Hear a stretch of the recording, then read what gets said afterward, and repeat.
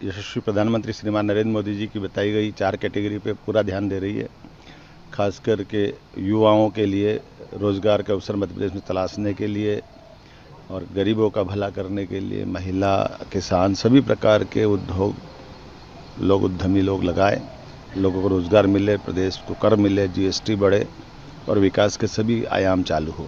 और ख़ास करके विकास के दायरे में सभी संभाग और सभी रीजन में उसका नीचे तक असर दिखे, इस सिलसिले में लगातार हमने रीजनल कॉन्क्लेव अर्थात संभागीय स्तर पर ये उद्यमशीलता की बैठकें आयोजित की है, जिसको अंग्रेजी में रीजनल कॉन्क्लेव कहते हैं। मैं मान के चलता हूँ कि बड़े पैमाने पर जिस ढंग से रिस्पांस आ रहा है और अभी तक के रिस्पांस के आधार पर कह सकता हूँ 2 लाख करोड़ से ज़्यादा का इन्वेस्टमेंट का अभी तक के MOU हमारे हुए हैं और ये लगातार कम जारी रहेगा। आज मैं सागर जा रहा हूँ। सागर बुंदेलखंड का हमारा अंचल है जिसमें बहुत संभावना भरी हुई है और सभी प्रकार के उद्योग, केवल बड़े उद्योग नहीं, बड़े उद्योग, छोटे मध्यम साइज के उद्योग, सूक्ष्म उद्योग, कुटीर उद्योग, लघु उद्योग, MSME के साथ साथ हमारी सभी स्वयं सहायता समूह बहनें जो काम करती हैं उनका भी, ऐसे प्रत्येक क्षेत्र को प्रोत्साहन देना, साथ साथ IT का, AI का, ये जो हमारे बड़े पैमाने पे इंजीनियरिंग सर्विस से या उच्च तकनीक हासिल किए हुए अलग अलग कोर्स से जो बच्चे पढ़े वो भी अपने प्रदेश में ही रहे,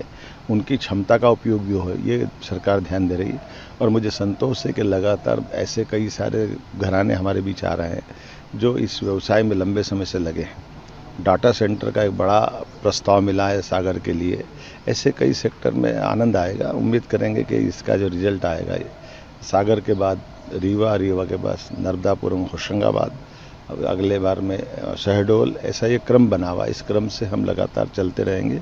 इसके बाद जिला स्तर पे भी इसी प्रकार से ध्यान देंगे।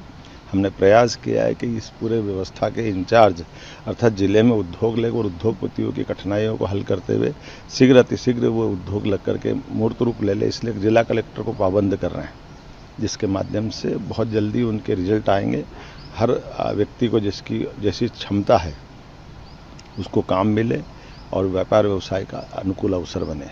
मुझे पूरा भरोसा है। निश्चित रूप से हमने जो तय किया कि 5 साल के अंदर हमारी अपनी अर्थव्यवस्था डबल कर देंगे और उसी टारगेट पे हम चल रहे हैं। ये हम लगता है 5 के बजाय 3 साल में पूरा करेंगे, जल्दी इसकी स्थिति बनेगी। मेरी अपनी ओर से सभी युवा मित्रों को खास करके बधाई कि ऐसे अवसर सरकार उनको उपलब्ध करा रही है।